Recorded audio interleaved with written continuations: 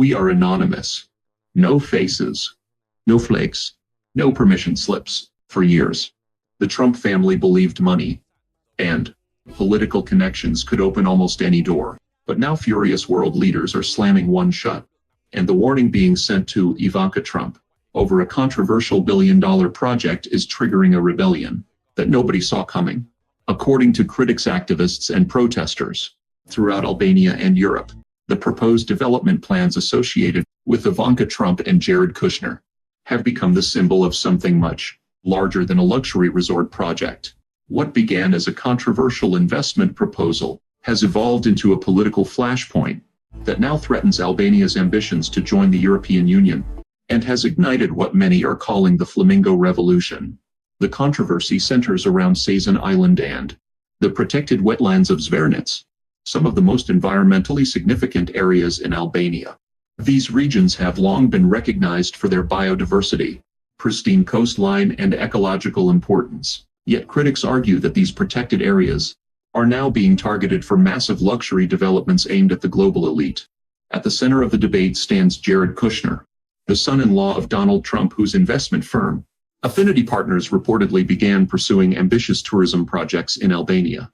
The plans described by opponents include luxury resort, ultra-exclusive accommodations, marina facilities designed for mega yachts, high-end equestrian centers, and other amenities intended for the world's wealthiest visitors. To supporters, these projects represent economic development and international investment. To critics, they represent something else entirely. They see a familiar pattern: political connections, private influence, public resources being handed over to wealthy insiders. And once again, the Trump family name appears in the middle of the controversy. Across Europe, frustration has been building for years over Donald Trump's attacks on traditional allies, international institutions, and democratic norms.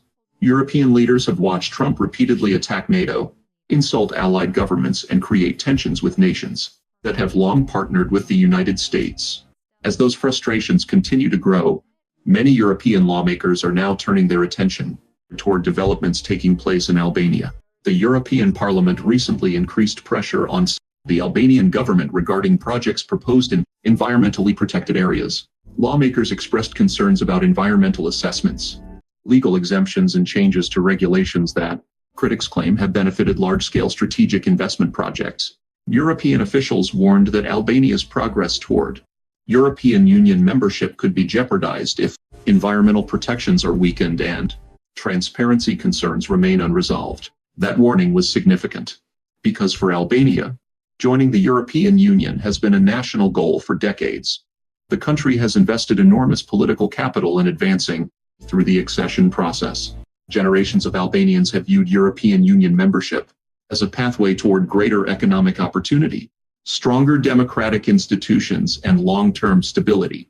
Now that process faces new scrutiny, and many protesters believe the reason is simple. They argue that their government is prioritizing billionaire investors over ordinary citizens. For more than 20 consecutive days, demonstrations spread across Albania. Tens of thousands of people marched through city streets. Protesters carried signs, organized peaceful gatherings, and demanded answers about deals they believed were being negotiated without sufficient transparency. As the movement grew, reports emerged describing participation from hundreds of thousands of citizens. The movement quickly became known as the Flamingo Revolution. The name reflected both the environmental concerns surrounding protected habitats and the broader struggle against what protesters viewed as corruption and elite influence. What made the protests remarkable was that many participants insisted the movement was not simply about one development project. It was about years of accumulated frustration, years of watching political elites become wealthier, while ordinary people struggled, years of witnessing corruption scandals, controversial privatization efforts, and allegations of favoritism, years of seeing promises made and broken. Many protesters argued that the proposed developments represented a larger system where powerful individuals could gain access to protected resources while ordinary citizens were expected to follow different rules. And this sentiment was echoed by observers on the ground. Journalists covering the protests described a movement driven not by political parties but by ordinary citizens. Parents marched alongside students. Workers marched alongside retirees. Families brought children to demonstrations. Some reports described enormous sheets of paper spread across public spaces where children could draw and sign to the Biak, while their parents protested. The atmosphere was often described as disciplined, peaceful, and community-driven. Yet beneath that calm exterior existed deep anger at corruption, anger at inequality, anger at a system many believed served powerful interests rather than the public. Observers noted that Albania's post-communist history played a major role in shaping public attitudes. For decades, Albanians endured isolation and authoritarian rule. Following the collapse of communism, hopes for reform were high, but many citizens argue that a revolving door of political elites and oligarchic interests emerged instead. Different governments came and went. Promises changed. Parties changed.